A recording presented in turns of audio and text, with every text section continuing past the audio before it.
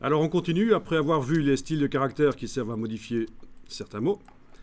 On va reprendre ici le curseur texte et on va sélectionner quelques mots.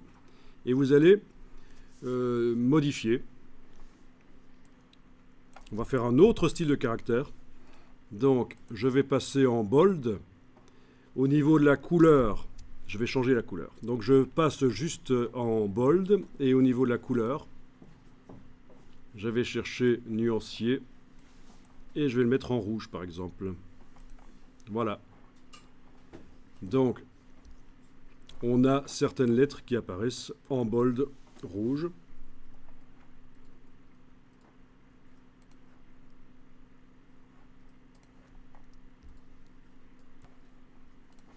Troisième et dernière chose que je fais, après avoir fait passer en bold et mis du rouge, je vais augmenter un peu l'approche. Voilà, pour écarter un peu les lettres.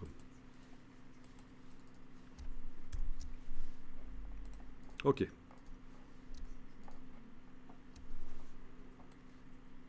Alors, ces lettres vont servir à faire un style de caractère. Vous allez dans la palette style de caractère et vous allez faire un nouveau style de caractère qu'on va appeler titre imbriqué. Titre imbriqué. Parce qu'en fait, ce qu'on va faire ici, c'est voir qu'on peut faire des titres autrement que comme on a fait précédemment. On va pouvoir faire des titres qui sont dans les paragraphes. Voilà, titre imbriqué, OK. Bien.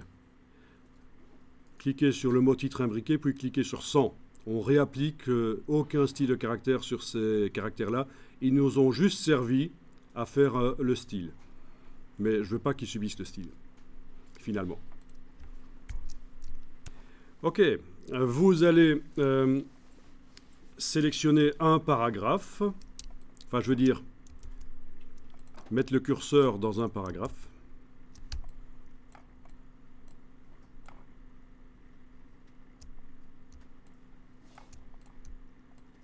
D'accord, ce paragraphe utilise le style corps du texte body. D'accord. On va modifier ce paragraphe. On va faire en sorte que le style de caractère sur ce paragraphe s'applique. Alors accrochez-vous parce que là, l'idée, c'est qu'on a un style de caractère et on a un style de paragraphe. Eh bien, le style de paragraphe va contenir le style de caractère. C'est ce qu'on appelle un style imbriqué. Vous voyez ce que ça veut dire, imbriqué? On met dedans. Donc vous avez le curseur qui clignote dans un paragraphe. Vous allez dans le menu de la palette paragraphe.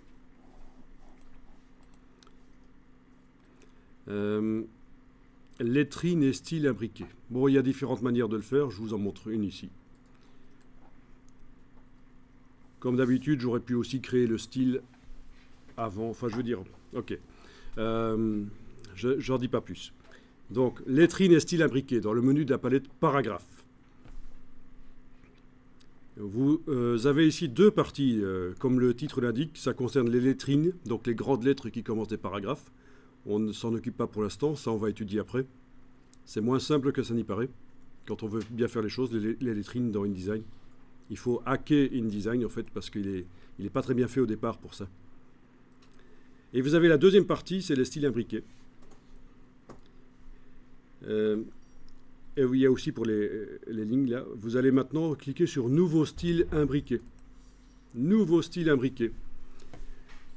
Et vous indiquez que vous allez utiliser le style qui s'appelle titre imbriqué. C'est le style de caractère qui s'appelle titre imbriqué. Cochez la case aperçue.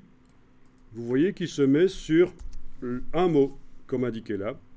Titre imbriqué sur un mot. Si on change le nombre ici de mots, si je mets 4, touche tabulation, donc cliquez à côté, voilà, ça se met sur les 4 premiers mots, etc.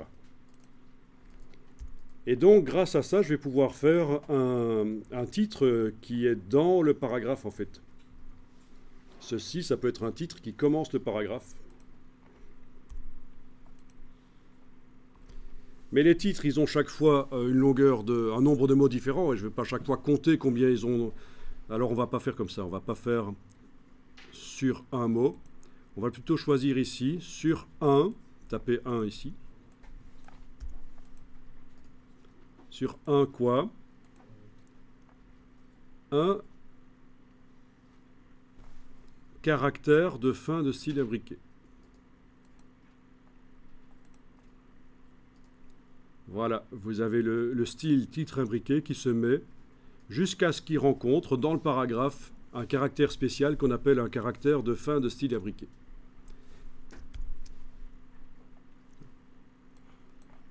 Oui, je vous avais dit de vous accrocher.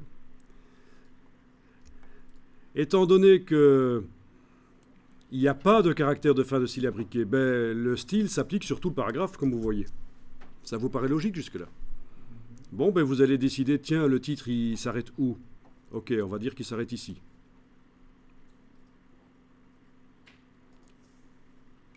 Vous faites un clic droit, insérer un caractère spécial, autre, fin du style imbriqué ici. Clic droit, insérer un caractère spécial, autre, fin du style imbriqué ici. Et donc, le style s'arrête là où vous avez mis cette balise spéciale de fin de style imbriqué.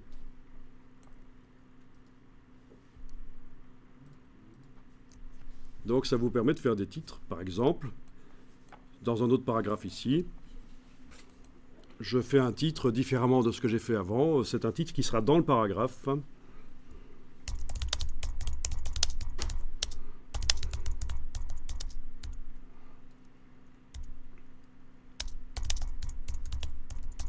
Voilà. Dans la palette paragraphe, je dois demander lettrine et style imbriqué. Nouveau style imbriqué.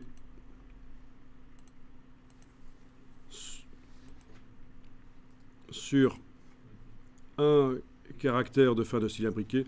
À la place de sur, on peut aussi mettre jusqu'à et ça va revenir au même en fait dans ce cas-ci. D'accord? C'est peut-être plus compréhensible comme ça. Voilà, tout le paragraphe subit le style imbriqué, sauf que à cet endroit-là, je vais indiquer non, non, c'est là que le titre se termine. Donc clic droit, insérer un caractère spécial, autre, fin du style imbriqué ici. Et voilà.